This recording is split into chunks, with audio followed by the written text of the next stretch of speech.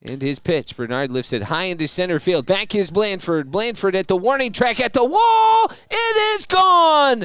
Palakaye, Derek Bernard, just to the left of straightaway center. His 7th home run of the season. And the Grizzlies have a 2-out knock as they take the lead 1-0. 1-0 pitch. And Brito cranks it high and deep. Right field, no doubt about it. Palakaye, 7th home run of the year for Roldy Brito. A no-doubter to straightaway right. And he smashed that one onto the berm beyond the right field fence. Shut him down. The 3-1 is lifted out into left center field. Long run for Gadez. He's not going to get there. It bounces up against the bullpen wall for the Grizzlies. Hassard digging for 3. Relay throw is fired into the dugout, and Hassard's going to score. First Grizzlies hit for Cam Hassard, and he comes all the way around. And Cam Hassard, a bright spot, as he will get the Grizzlies a run here in the 8th. His first Grizzlies hit, and he gets to immediately celebrate. Think it's going to be a triple and an error. For 5 night for him. He charges one deep left center field. Brito back. Brito reaches out, and he makes the catch right in front of the Grizzlies bullpen. And Durrington tagged it all the way to the warning track. Brito got an excellent jump. 0-2, and DeLeese cranks this into right center. That's going to split the gap. Blanford will pick it up on the hop. DeLeese digging for 2. That'll score Bernard. Back-to-back RBI doubles, and the Grizzlies are within 2. It is 8-6, Stockton here in the 7th. Now batting, number 5, Cam Hassard. 3 straight hits to greet Luis Burgos. 1-0 pitch from Barr, and this is cranked high and deep to right field down the line. Blanford chasing it into the corner. He looks up, and it is gone! Palakaye, Cam Nelson's 5th homer of the year, and it's a 3-run inning in the 2nd for the Grizzlies. Nelson on a bit of a home run tear, as that's his 3rd home run in about the last 10 days. Balanced out as he's got more reps. 1-0 pitch, and this is cranked high and deep. Left field, no doubt about it. Palakaye, Brito's 8th home run of the year, his 2nd of the week, and that was a no-doubter up into the lot, out of the stadium in left field. Absolutely demolished. 109 miles an hour off the bat, 450 feet for Brito. 1-0 pitch, and Hassard charges it deep left center field. Back is Durrington. He will watch it go! Palakaye, Cam Hassard, his first Grizzlies home run. It's a 2-run shot, and it's an 8-3 Grizzlies lead. Make it 7-3 Grizzlies lead here in the 6th. Hassard, all he has done is slug. Cruzmel Arias reached on a fielder's choice, drove in a run his first time, and he drives it out into right center field. Blanford back. Blanford will watch it go! Palakaye! Cruzmel Arias to the Black Oak Casino back porch for his first Grizzlies home run. The 3rd Fresno homer of the game, and it's 5-3 Grizzlies.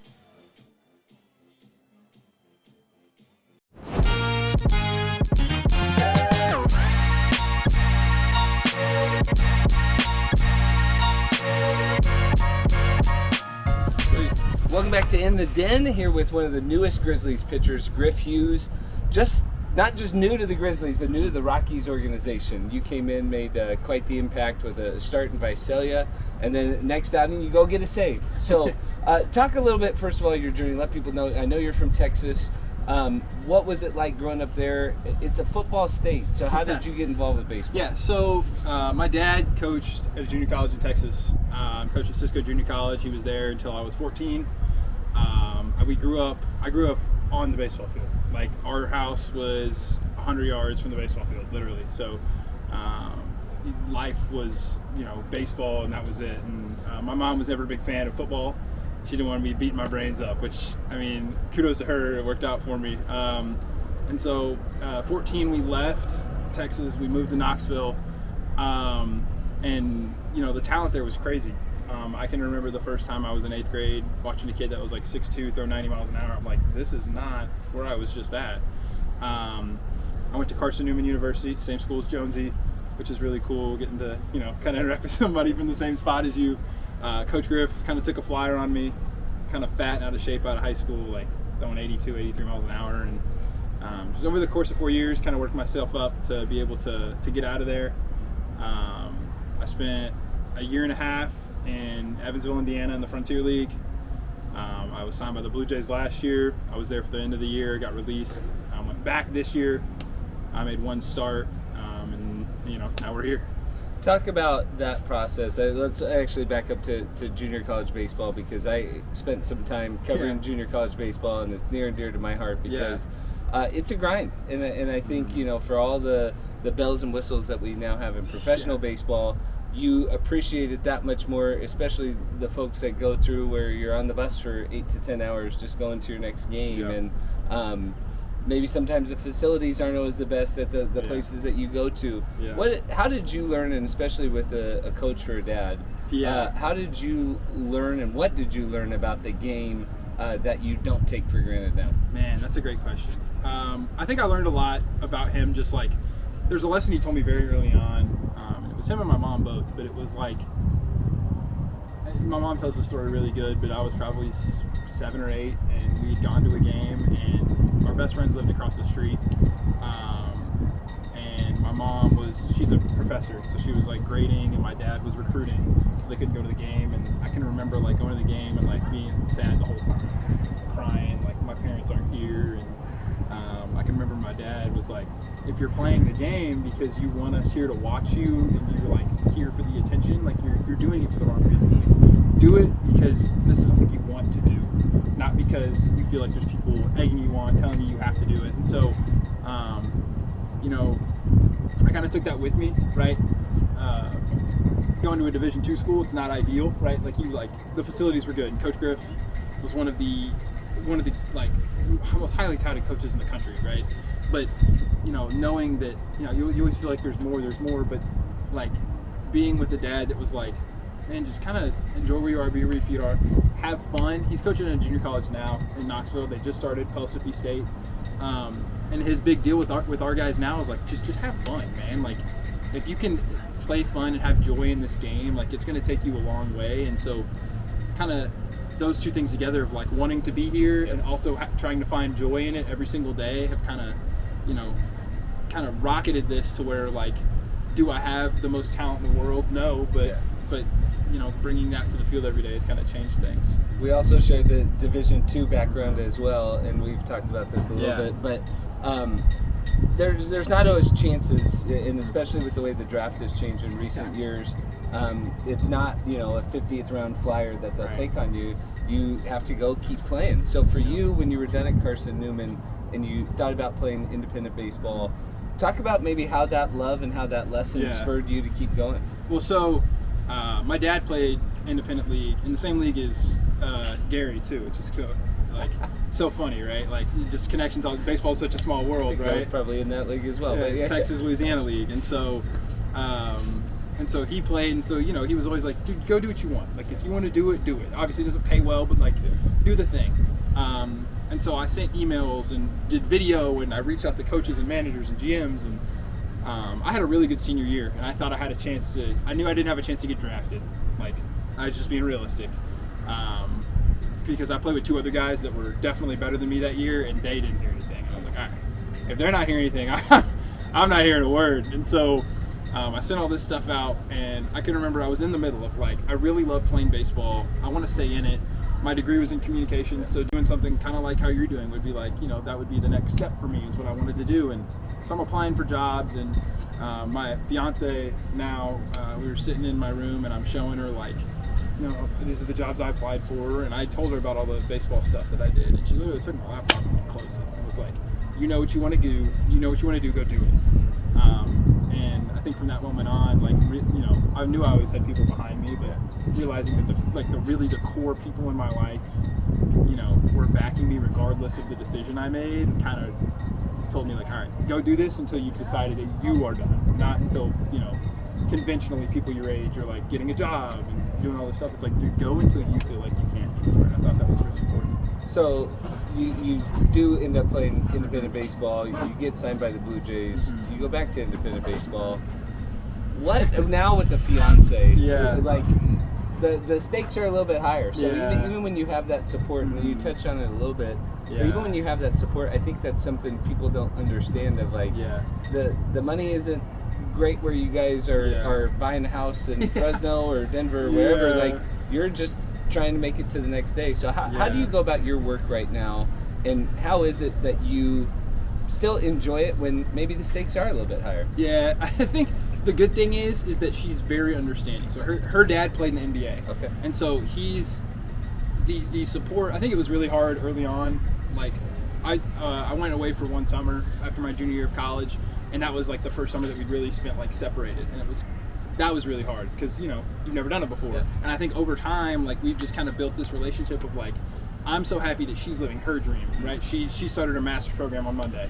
She's working a full-time job. She's also a dance instructor on top of that with her little girls, and like, knowing that those are the things that she wants to do, make it to where I can go do my stuff and not have to worry about like, is she waiting? Like, obviously she wants me to be home, but is she waiting on me to come home? Like, that kind of deal. And so it makes my business easier because then I get to come here and, you know, help pour into these guys in any way that I can. And like, whether that be just being here and like realizing that, like, you know, maybe our starter doesn't get through 4 innings and I have to come in and eat some innings, you know, like, that's, to me, that's servantry, you know, at the end of the day, because like, if I can serve these guys in any way, whether it be like staying in the dugout to pick up trash after the game so we don't get, you know, yelled at, or it be, like I said, eating innings, like whatever it has to be, because I find a lot of personal joy in helping other people. Like, I work at the YMCA when I go home in the off season.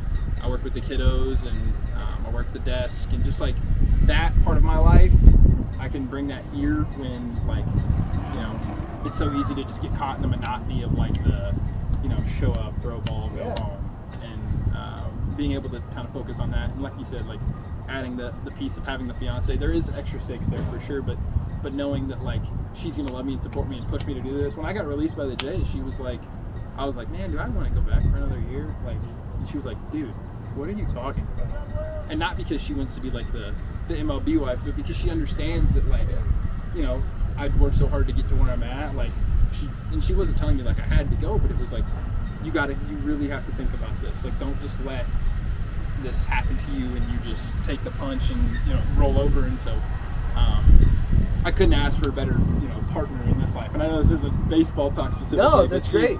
She is a big reason why I'm still doing this, for sure. And I think it's an important distinction, right? Because it's not like you have to, right? Yeah. Like, there's a definite want to. Yeah. And it's not like it's the only thing going on in your life. You have a lot of things going on in your life. And so I think it's important for people to see that journey and the difference of journeys.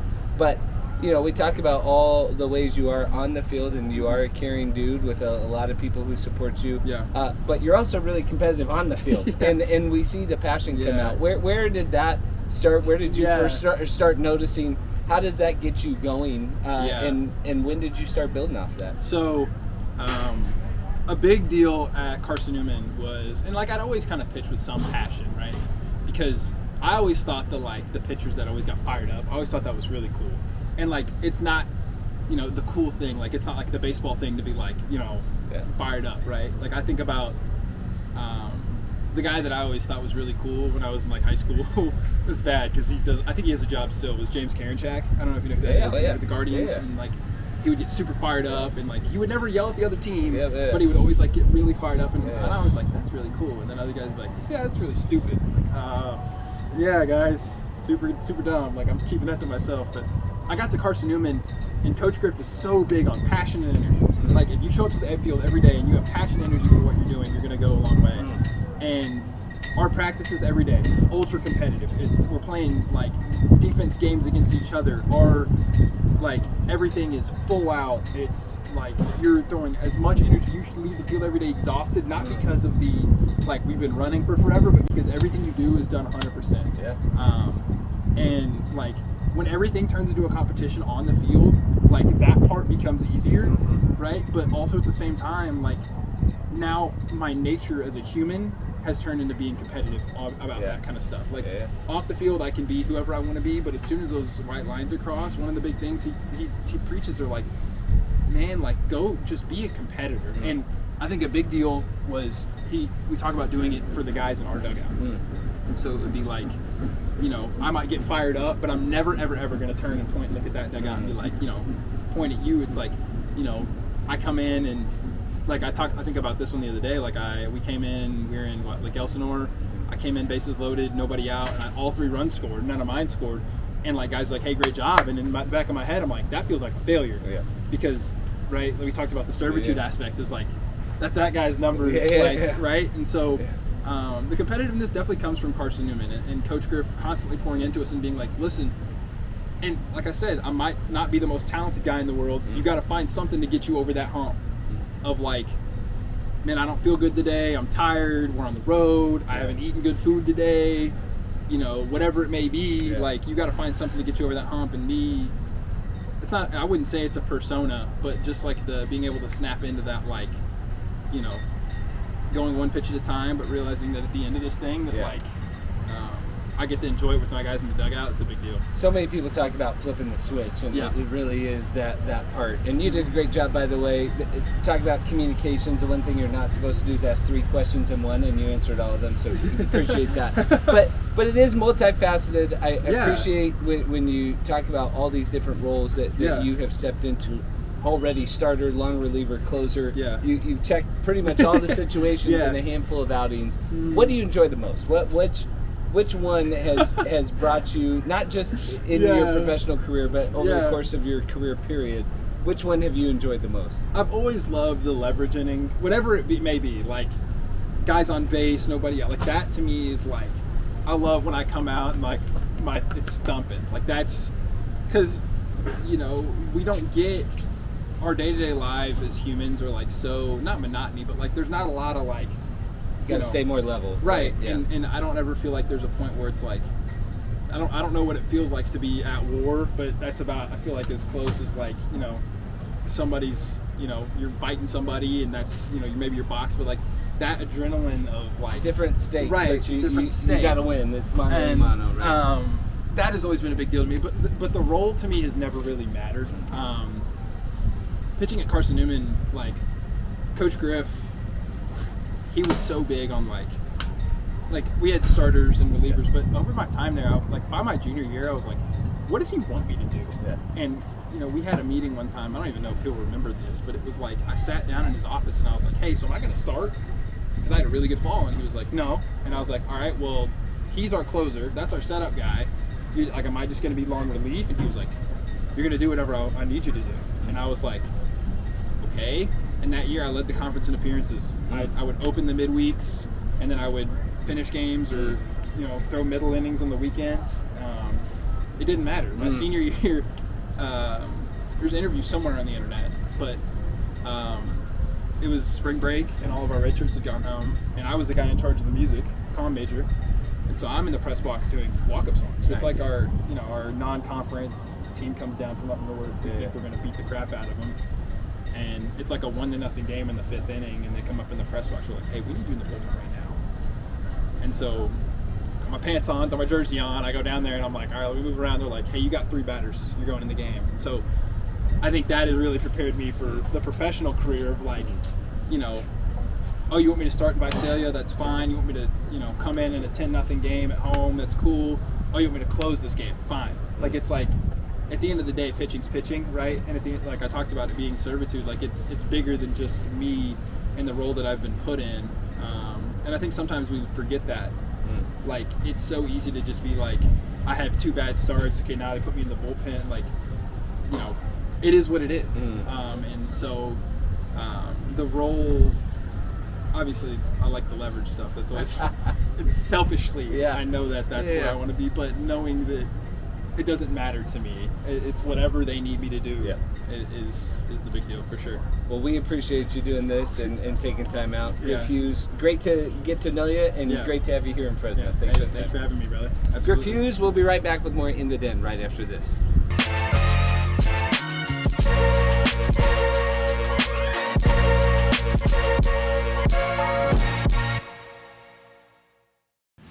The Fresno Grizzlies 2026 season is in full swing, and the magic is alive at Chuck Chansey Park. Walk-offs, giveaways, kids running the bases, and the biggest community parties, packed Friday night fireworks. Grab your crew and feel the electricity as downtown Fresno comes together. Experience the magic of Chuck Chansey Park, where summer fun, excitement, and passion happen on repeat. Fresno Grizzlies baseball, it happens here.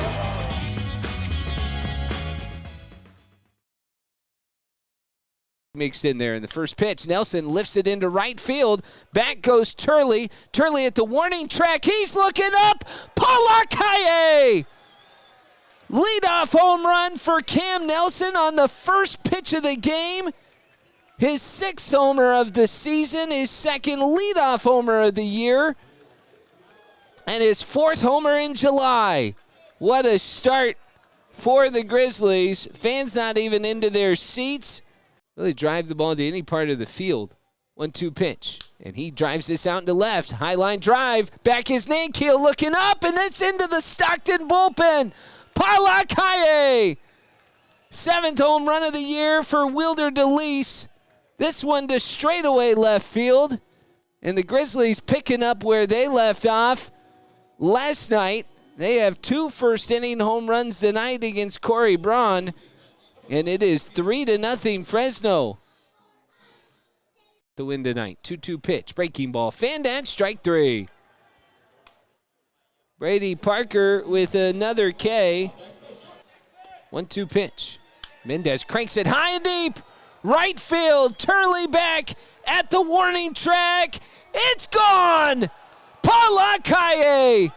2nd home run for Luis Mendez this year. And it'll make it 5-0 Fresno as he goes out right to the part of the wall that starts to jet back in. It's about 3 feet higher. The pitch. Breaking ball. Chopped towards second. Mendez backing up. Tough hop. Flips the second for 1. Andahar. Return throw to first. They get the double play. A run will score. To Turley. Correa kicks in, delivers. Cut on and miss. Strike 3. Correa sets in, delivers. Now Blanford goes swing and a miss. Strike 3. His 0-2 is grounded to the right side. Cam Hassard has it. He will take it himself, and that's the ball game. It's a glorious Friday night. The Grizzlies are victorious, and they beat Stockton 9-2. Gadez just wands that one over to first. Hassard, he's down that one. He caught that with his gut. Blanford swings and misses. And Andahar drives it deep right field. No doubt about it. Palakaye. Ashley Andahar's 2nd home run of his professional career has given the Grizzlies the lead in the 9th. A line drive out to right field. And it was crushed. A go-ahead 2-run homer for Andahar. 1-0, and it's grounded softly to the left side. Charging in Renzuyo. Gloves it, throws to first. Perfect ball game. It is a glorious Saturday night. The Grizzlies are victorious. They come from behind in the top of the 9th inning. A 2-run homer from Ashley Andahar. And the Grizzlies win it 3-2. They've won 3 in a row here in Stockton. 0-2 ties up Durrington. A big breaker from Easton Marks. Upstairs, got him on the heater. Just misjudged the fastball, and then Reyes is going to poke one through the left side of the infield. It'll be the first run for the Grizzlies today, a 4-1 lead now for Stockton. Blandford swinging, one hopper, 4-6 on Duhar's turn in time 3, double play. Blandford caught that one off the end. He was out in front. And Olivares surrenders his first hit. Romeo in the second, then a strikeout and a flyout. This one hit really well into the right center alleyway. Down 4 extra bases. Blandford gets to it before it gets to the wall. They're going to go ahead and send the runner. The throw from Montero, not in time. Derek Bernard scores. Well, during the All-Star break, players get away. They get to refresh. They might go find a body of water. We're right on the water as we wrapped up the pre-All-Star break here in Stockton. The Grizzlies, again, are going to open up post-All-Star break in Visalia, a 3-game series there. Be sure to get your tickets for when the Grizzlies come home. That's July 21st when we open up a 6-game series against the Rancho Cucamonga Quakes. That'll do it today for In the Den. Hope you enjoy your All-Star break. Hope you watch all the festivities as the MLB game is tomorrow night, and then the players will be back ready to go Friday night in Visalia. On behalf of the Fresno Grizzlies, I'm Tim Slack. Thanks so much for watching In the Den.